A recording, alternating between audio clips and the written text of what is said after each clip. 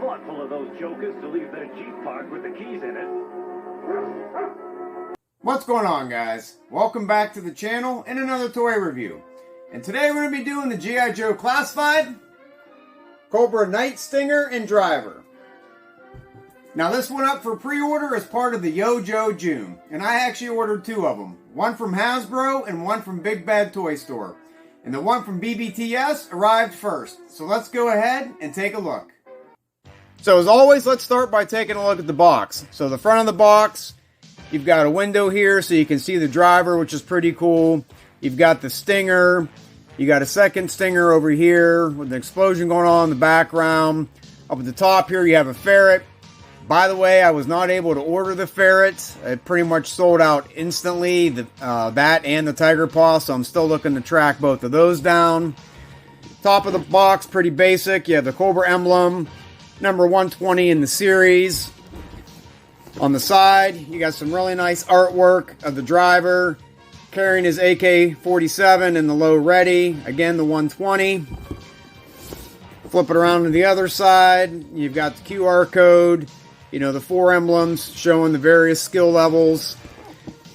And on the back of the box, you can see the driver, all the accessories he comes with, the blast effects, and some of the features of the Stinger itself to show the steering wheel, the top of the hood, and inside for the dash. So let's go ahead and get this out of the box. And here's everything out of the box. Of course, you got your instructions, which are pretty basic. Just shows you how to snap on the wheels, the roof, front and rear bumper, and the missiles. Nothing too special there. As far as the figure, the first thing that I noticed is that this is a straight up repaint from the Python Patrol Officer all the way down to pretty much the same accessories. So overall, I think it's a pretty cool looking figure. I like the two-tone gray. You know, he's got the red Cobra emblem there. You know, you have his black harness. You know, the helmet. Take on, take off. And as far as the accessories, you have the longer AK-47. Now, the other thing I noticed when comparing him to the Python Patrol Officer is that he did not come with the flashlight laser pointer accessory that slots into the top of the AK. So if you look at the Python Patrol Officer, it's right here. It actually fits in his web gear. So if you're going to do a straight up repaint, at least give us all the same accessories. But they changed it up a little bit. They gave it, you know, red handle on the AK. You have the shorter AK-47 pistol. You have the little blaster, which kind of reminds me of Han Solo's blaster. You have the knife with the red handle. You have the sheath that goes on, ports into the back there if you want to do the shorter AK-47 pistol in there. And it comes with two magazines. It comes with the same blast effects that came with scrap iron. So you have like the two impact there. And you got these other two, which I never used them for scrap iron. Probably not going to use them for this as well. It drives me crazy because Hasbro still hasn't fixed this. You know, the blast effects for the missiles are backwards. I noticed it with scrap iron. You know, they do plug into the missiles, but you know, it's backwards. So hopefully they fix this in the future. It's not that hard of a concept. You know, you have the flames coming out and then it will turn to smoke. So I don't know, maybe I'll try to modify these, you know, switch them around, or, you know, just like scrap iron, probably won't use those as well. So you do have the four missiles. You know, they do have the X04 on there. You know, you've got the rack. So these kind of have that, kind of like the vintage GIJoe has that dumbbell style. So these will basically just plug in there. And compared to, you know, the vintage GIJoe Stinger, these are offset. You know, the middle two missiles are more forward. You know, the vintage toy, they were basically straight across. you know, they only put the X04 on one side, so they kind of missed the mark there as well, because from this side of the vehicle, you're not going to see that marking. So, you know, same thing, they could have put it on both. You do have the shovel. Actually, we'll go over the accessories and we'll snap it on. So you do have the shovel, and that just snaps on in the front there. You have yellow fire extinguisher. Now, I do not have the vamp to compare this to. I missed out on that. Wasn't really doing the classified at the time. And even if I was, I didn't know if I wanted to do the vehicles. So that just plugs in there. And on the front, it's got some really nice detail. You know, you've got your toe shackles. It does have a working winch, you know, that you can pull out and it rolls back up. The hood does lift up so you can see the engine in there. And comes with this other like spiked brush guard. So if you want, you know, you can snap that on the front there. You've got the windshield, which is nice because this does flip down. You know, you've got mirrors on the side. Doors reminds me of the DeLorean from Back to the Future. You know, they flip up. You know, you got your steps here. You know, in the back, you've got your bumper where you can put another figure on there. Underneath, there's a little bit of detailing, but not too much. Most of the detail is on the inside. So, has a steering wheel, which actually turns, doesn't move the wheels. You have the little shifter here, and they have a lot of nice detail as far as the dash. You can see that in there. So that's pretty cool.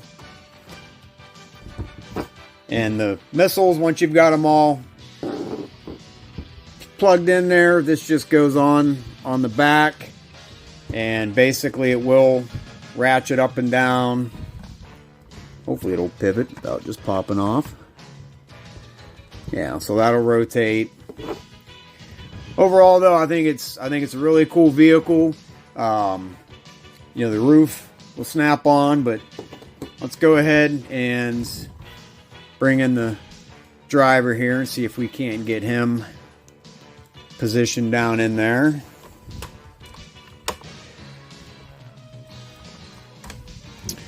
The driver fits in there, and there went the spike brush guard. The driver fits in there. It's probably definitely easier to take them in from the top. That's why I left the roof off first. And then basically, oh, there's some nice detail in there. You have like a row of lights. And then that snaps on. There's the Stinger. And if you saw my previous video, you know that I ordered the HMS. Like I stated in that video, I missed out on the hiss. So let's go ahead and see if we can't get this on the back. This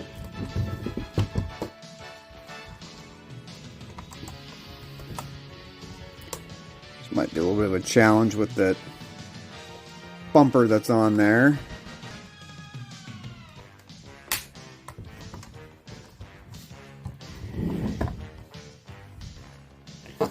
So you can have it towing the HMS. Now there's not much of a turning radius on this. So I guess if you're going to tow it or display it together, you know, it's going to have to be kind of straight on instead of at an angle. But we'll tow it, and it does roll. So I messed around with it a little bit more because it was bugging me the way that it was fitting on there. And I forgot that basically the tongue of the HMS is adjustable.